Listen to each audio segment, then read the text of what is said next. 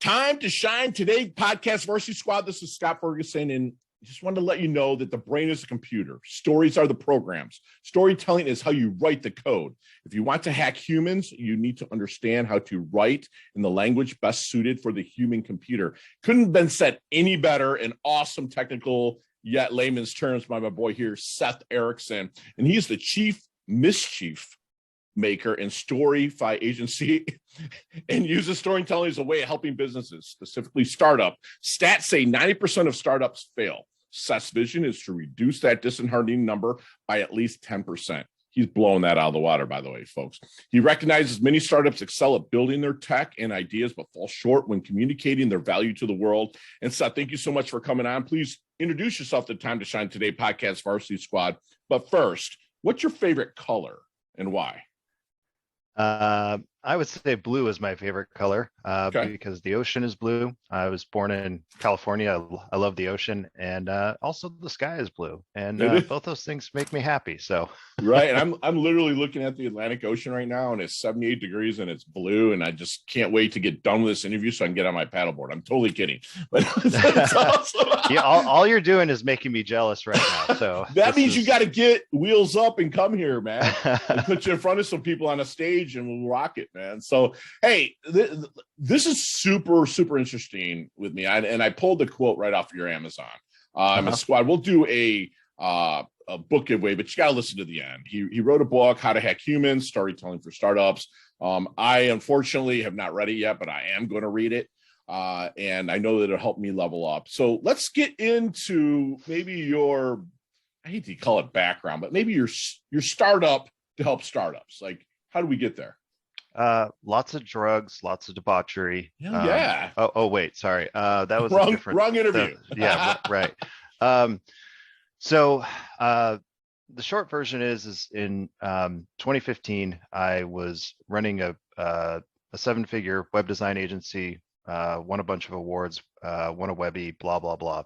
Wow. Okay. The problem was every time I asked my clients, when we build them a new website or whatever, we're like, did sales increase? Well, no. Okay. Well, are you getting, more people contacting? No. And so I'm going, what the fuck? Like, I'm not doing anything to help these people. I'm just putting nice window dressing around, their company, and they loved it. Like, all of our customers loved us. Like, there was nobody who ever came back and said, we expected this and you gave us that. It was always like, this looks amazing. We look so much better. We look so much more professional. But I'm like, how the fuck is this helping your business? It's not. Like, so we're just putting lipstick on a pig, basically.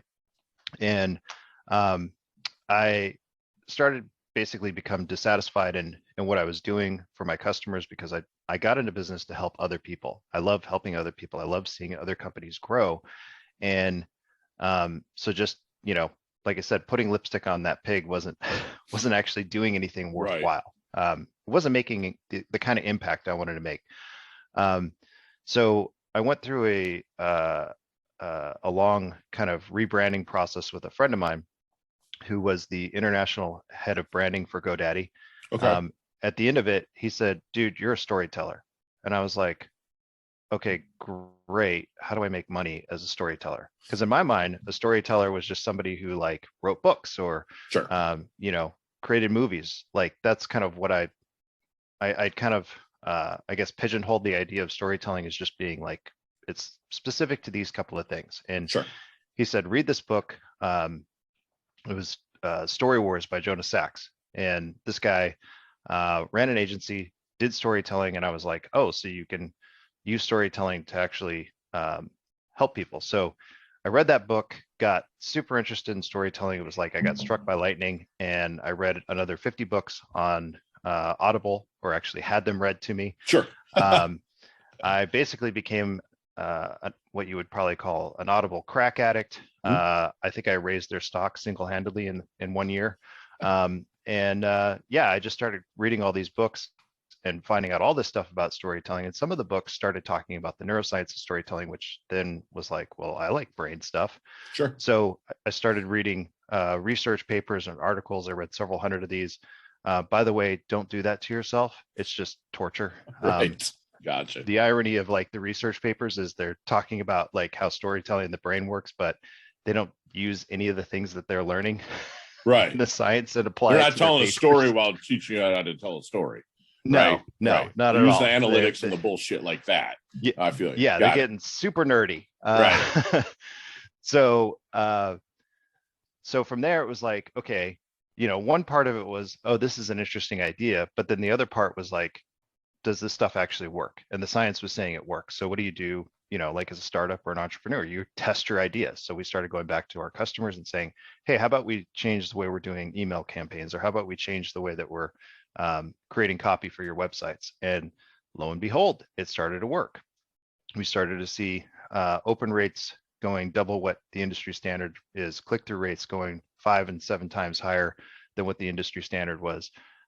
We actually helped a company during COVID bring in $4.3 million of potential new business. Wow. On a completely cold email campaign. Right. So these people had never heard of the company that was reaching out to them, and they were able to generate a ton of business, even though everybody else was like, oh shit, save money, don't spend money, Right. So we were like, okay, I think we have something here, and we're actually starting to do what I wanted to do, which was help companies grow, start moving that needle. So yeah, that's my story, and I'm sticking to it. No, that's cool. So when you are starting to maybe work with a company and start bringing them in, is there any into the the Storify family, is there any secret sauce, if you don't mind me sharing, that you really help to find their blind spot within their business? Well, a lot of it is, so again, this is my opinion. A lot of it is how we communicate, right? Because at the end of the day, we always got to deal with these squishy meat bags called humans. Sure. And the way that these squishy meat bags communicate with one another is they use words, right? And so that was a big aha moment, I guess, for me in my business. I came out of design school and I thought everything was about design. And so I pushed pixels around the screen and made everything look pretty. But at the end of the day, it was what was actually being said and how it was being said that was determining whether or not people were buying or Sure. even interested in buying. Right. So because of it being communication, that's where the storytelling thing comes in, where the brain basically organizes everything as a story in your head. Like every memory you have is a story. And so you remember, what you were thinking, how you were feeling, what the weather was like, right? Like all these things are, go into your memory, sounds, smells, right? So, so when you communicate through a story as opposed to facts and figures, what happens is somebody can they can create a simulation, put themselves in that situation and start to imagine what it would be like to use your product or service. That's what you want. What you can't do with facts and figures is put yourself in that situation. And just to give you a simplistic example, let's say your friend comes in and tells you about something that happened to them. Well, you might go, well, if that happened to me, I would do this, or that, right? Like I would have this different kind of response. Sure. Well, your friend has created a simulation based on the story that you told them, right? And so, so the point is, if you tell a story, you create a simulation, they see themselves using your product or service, then that goes into it'll help move that idea from a short-term to long-term memory. Right. So, and within that simulation, they're almost forming opinions that breeds emotion that can help the company level up and get their sales and get their client. I love that. I love what you just said. So when you're maybe in that discovery period still, Seth, is there any good question that you wish they would ask you but never do? You're so like fucking awesome, but you're so unique. So if I was to come to you, man, I don't even know what I would ask yet. Most people, I know what I would ask them. Like, how are you going to get me there? How long did it take you to get there? It's like, okay, let's just say, what will you do for my company? Answer that for me. Yeah. So the simplest answer is I will help your customers understand what you do and why it matters. Wow. That's simple and to the point, man. You know? Yeah, that's awesome. Yeah, And I I'm mean, actually taking notes on that. Sorry. no worries. It's all about clarity and communication. And that's where, like, you know, we talked about like the startups, right? Like they focus so much on their idea or the service or the technology, and they talk about that, but that doesn't actually tell a customer how the problem that they have is solved, right? Right. And so it's changing the paradigm about Sure. how you think about your customers, how you're communicating with them. And so, you know, so part of our secret sauce is our process for storytelling. How do you build a brand around a story? And so what we talk about is that, you know, you have a brand. At the center of your brand is your story. At the center of your story is your customer. So these things kind of overlap and go together. And yeah, and then, you know, what else? I mean, there's a lot of other things in building a brand, is like really understanding who your brand is as a person as well. Right. A lot of companies, like one of the things I like to say that pisses people off sometimes is like, if your brand doesn't have a personality, you don't actually have a brand, you have a logo and a company.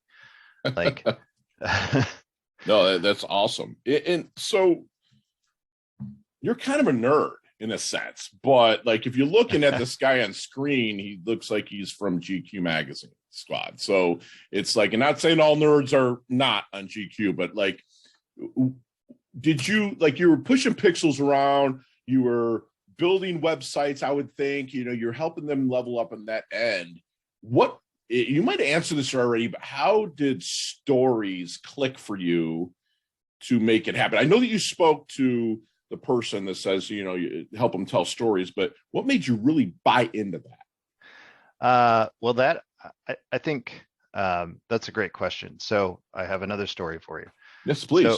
So apparently, so this is what was told to me, but when I was 4 or 5 years old, my mom went to pick me up from preschool, and the teacher actually met my mom out front of the school, which my mom thought was really weird. I was a rambunctious child, so she assumed I had done something wrong. And the first thing this lady says to my mom is, your son did something that I have not seen in the last 15 or 20 years of teaching.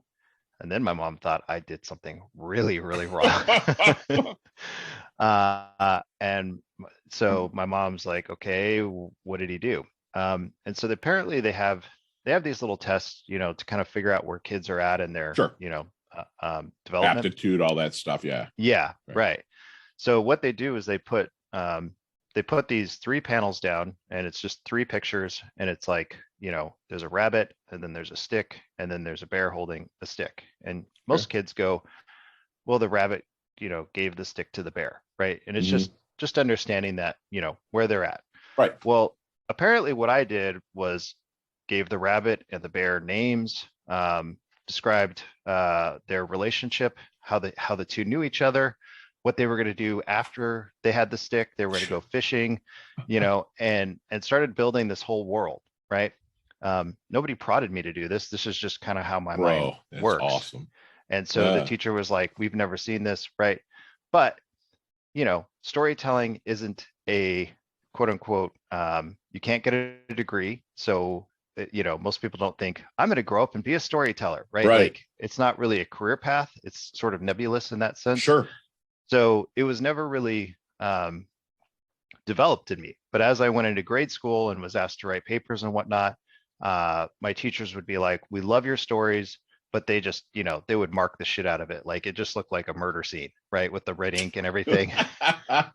Grammar was absolutely atrocious, but they would always give me high marks for storytelling. But again, nobody was ever like, you should write books or you should do that, right? Like, it was never encouraged.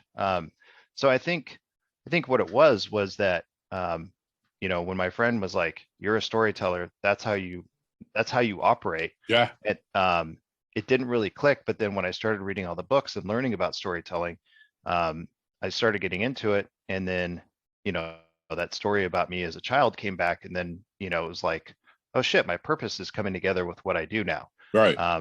Because that was already in me. Like, I didn't develop it necessarily over time. It just was there, just like some dude, people it was really dormant, bro. It was dormant. Yeah, exactly. And Like, it's like you were actually still telling stories, at least in my opinion. I should preface that. Even before you took on storytelling, like when you're building someone's site or the pixels, there's a story going through your head. You know what I'm saying? That you're putting into art in that form, and now you're taking it to another way. That's awesome. And Seth, have you seen the movie Back to the Future? Yes. Okay. I've seen all three of them. Awesome. Let's get in that DeLorean with Marty McFly. And let's go back to the Double Deuce, the 22-year-old Seth. What kind of knowledge nuggets, since we call them here Time to Shine today, what kind of knowledge nuggets are you dropping on the 22-year-old Seth to maybe help them level up, blast through, or shorten the learning curve just a little bit? Well, I would definitely encourage myself to read, several different books that I found extremely useful along the path, right? So, Story by Robert McKee is one. I would tell my younger self to learn about the hero's journey, which is Joseph Campbell's, kind of famous framework for how to tell a good story. Joseph Campbell also wrote several books on story. One of them is The Power of Myth. Yeah. He's who I use as I'm writing a business parallel right now for the hero journey. Love him. Absolutely. Okay. Well, and the reason the hero's journey is so important, it isn't just because it's a neat framework, right? Star Wars uses the hero's journey. Joseph Campbell or George Lucas worked with Joseph Campbell to follow that. But the reason it's so important is because what Campbell basically identifies is that humans tell the same damn story, whether it's 10,000 years ago or today, whether it's, this culture or that culture. And that's what they were seeing through, the archaeology and the anthropology. It was like, we're telling the same stories, and yet these people have never met. So why do we keep telling the same damn story over and over again? It's basically because that's how we're wired. Sure. So whatever, the belief system is, how we got here really doesn't matter. That's how we work. And that's what neuroscience is saying. Yep, this is how the brain works, right? Like when you hear a story, your brain lights up in 7 different parts. When you hear facts and figures, only 2 parts light up. And the reason is because that's how the brain is used to taking in and organizing information. And we had to do that because we had to pass information from one generation to the next so that we would know, eat these berries, not those berries. Do this in the wintertime. Do this in the summertime. Don't pet saber-toothed tigers. They bite. Sure. Right? Like, these things had to be passed on. Otherwise, we as a species would have died out a long time ago. Right. So part of it is a survival mechanism, but it's still something that we have today. Like, the wiring hasn't changed a ton, and so we can use that same mechanism to communicate with your customers, to help them understand why they should buy your products or services, why you're better than the next guy. We can use that same mechanism to differentiate you, to help you be more memorable, right? So what I'm hearing is there's a lot of passion and emotion wrapped up with the stories versus numbers, where you said light up your brain. I love that. I 100% wholeheartedly agree. So how does Seth want his dash remembered? That little line in between your incarnation date and your expiration date, your life date, your death date on your tombstone, which hopefully it's years down the road. How do you want your dash remembered, Seth? Oh man, I actually just went through the exercise of writing your obituary. I would say that I want, like you mentioned earlier, the vision is to reduce the startup failure rate by 10%. Well, I want to be remembered as the guy that helped more companies succeed, and because of that, it helped grow the economy. It helped, more people have jobs. It helps more people get the help that they need, right? Because if these companies don't exist, sometimes people can't get their problem solved. Sure. And so I see that as making, a big impact on the world moving forward. And so, it's not necessarily I want to change the world, but I want to at least push it in the right damn direction. Man. We have level it up. I love that. Yeah. So what do people misunderstand the most about Seth? So many things. What's the one that stands out? Um, Often it's my sense of humor. Okay. I'll say things and make jokes, and like in this day and age, it seems like everybody gets Their kind of panties in a upset. bunch. Yeah. Yeah. Mhm. And you know, a lot of times when I'm making jokes, so I, like I've been asked before, like what's your personality type? And I'm like, it's kind of like Loki. But the thing about Loki is Loki's like the jester, right? Yeah. The jester Yeah. makes a joke, but there is a teaching inside the joke, Right. right? And it's not just mean spirited or whatever. And so, um, I've said things where people are like, how could you say that? How dare you? Right. Like, and I'm like, well, because it's funny and it's also true. Right. And like, if you can't see the humor in that, like, I don't know what to tell you, but um, you know, anybody who reads the book will see that like, I'm not above, making fun of things, and that includes myself. Right. You And have to, man. Like I say, don't take life too seriously. You'll never make it out alive. Right. yeah, You have to. yeah, It's true. So then what keeps Seth up at night? um, worrying if I'm doing enough. Okay. I you know, like so the end point is, how do we reduce, the failure rate? Well, Sure. so part of that is writing the book, right? Like the book is to help people. I don't hold anything back in the book. Mhm. The final third of the book is what I call the steal my shit section, Right. where I basically am like, you want to know how to write an email? Write it this way. You want to know how to, create copy for a website? Do it this way. A lot of people write books and they don't tell you how to do They stuff. want They to talk upsell the about, shit. I feel yeah, you. Yeah. it's theory Right. or upselling. I do that because I realize that there's a lot of businesses who, don't have the money to hire me. Well, Right. how can I help them? Because if I Right. help them, then that, When they have that, the money, they're going to come back to you.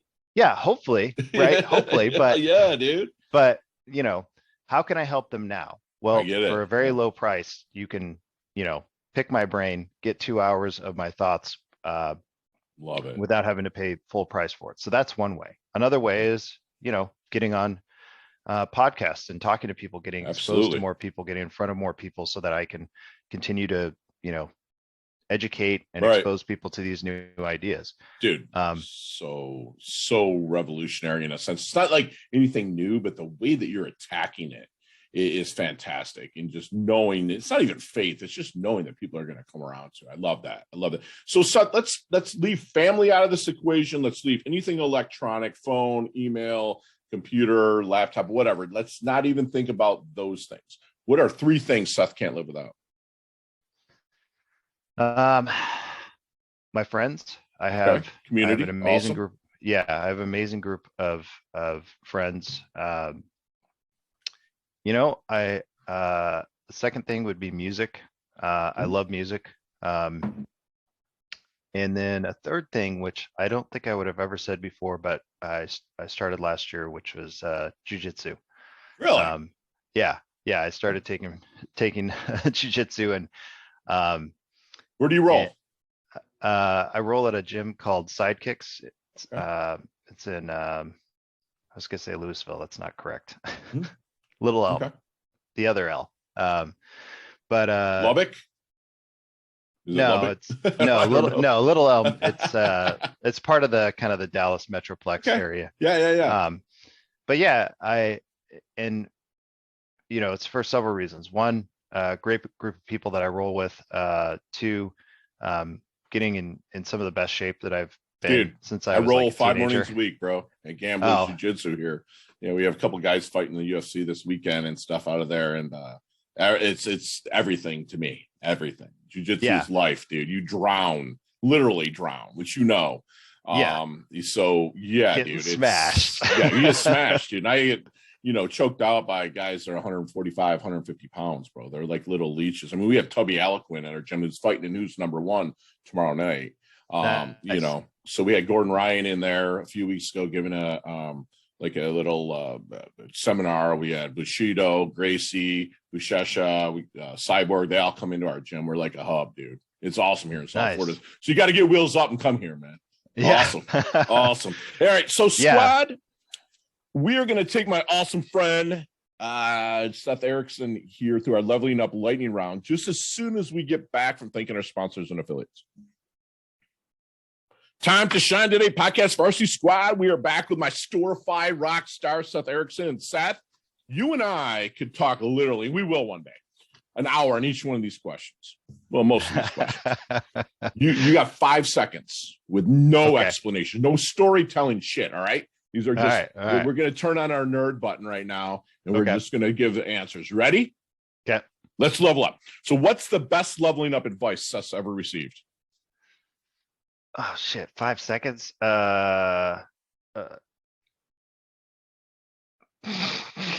We'll just say don't quit. That works for me. Share one of your personal habits that contributes to your success. Meditation. Love it. Love it. Other than your website, storifyagency.com, and my shameless plug of timetoshinetoday.com, what website does Seth go to level up? To level up. Actually, Power Thesaurus. Beautiful. Got it. So you see me walking down the street, you're like, man, Fergie looks like he is in his doldrums. Other than your book, How to Hack Humans, what book would you might you hand me to level me up? Atomic Habits. Yeah, James E. Clear. I love it. Love it. Your most commonly used emoji when you text? It's the laughing, crying emoji that's like tilted sideways. Got it. Yeah. Love it. Nicknames growing up? Let's see. Nicknames. Jackrabbit. Jackrabbit. Love it. Chess or checkers? Chess.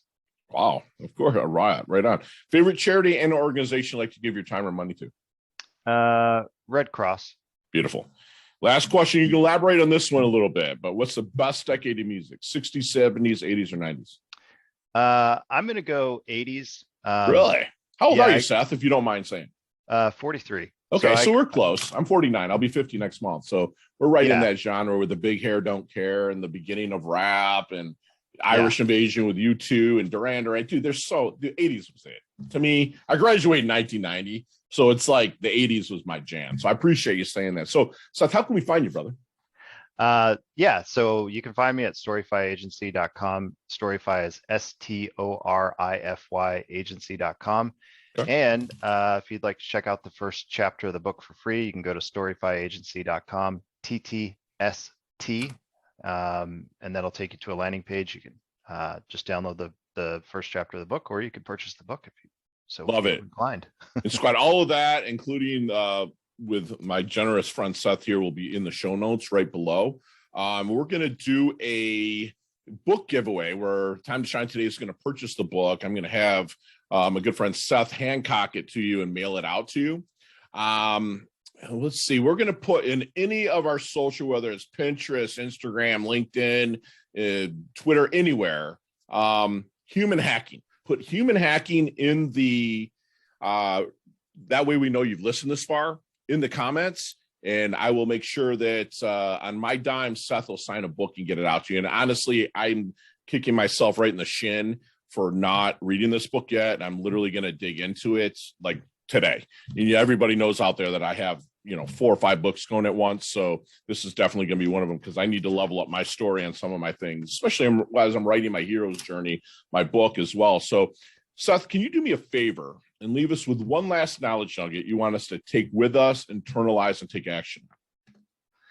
Yeah, it's just the understanding that all of us are storytellers, just like we all breathe. But when you understand how storytelling works, you can improve your own storytelling and how you communicate, and that will deepen the relationship with your customers and your family members and your friends. So love it. And squad, this is such a unique interview, and I'm so blessed that my good friend Deanna, this is a shout out to you, beautiful, there in Chicago, for putting us together. And Seth was someone that grew up, and he was a storyteller that was kept dormant, and as he grew older, and he was kind of like working with businesses, putting lipstick on a pig, and understanding that he did not really make an impact how he wanted to be. He told us that how we communicate with squishy meat bags, that our brains organize memories in our heads that becomes a story. Okay. And just go back to probably a time marker 10 minutes, and he really digs into that. Okay. He'll tell you that Storify, if you reach out to Storify, or if you want a warm introduction, reach out to us. They'll help you understand that what you do matters and how to bring more clients in through the power of storytelling. He told us that the center of the brand is our story, and the center of our story is our customer. So we want to engulf that customer with a story so they feel that emotional impact to really be attached to your business. He diversified and read different books to really help him level up. So again, not all readers are leaders, but all leaders are readers. So get to reading, or like my boy Seth did, just crush the Audible. Okay. I have so many notes here. I'm just going through them. It's like, human stories are timeless. So it's like the same story is told from back in the Stoics. If you really read, or the Bible, the same stories are freaking like told throughout the anything. It's like Star Wars is really just a retelling to me of like World War II. Vader is freaking German for father. It's like, it's just like how we overtook things, but it never really changes too much, but it provides so much emotion to your clients and your customers that they really attach to people, or attach their emotions to it. And Seth's going to be remembered as someone who helped more companies succeed, not just as their company, but to grow the economy, provide jobs and help. And it's like history, even the word, his story, it's Seth's story. He's my guy here.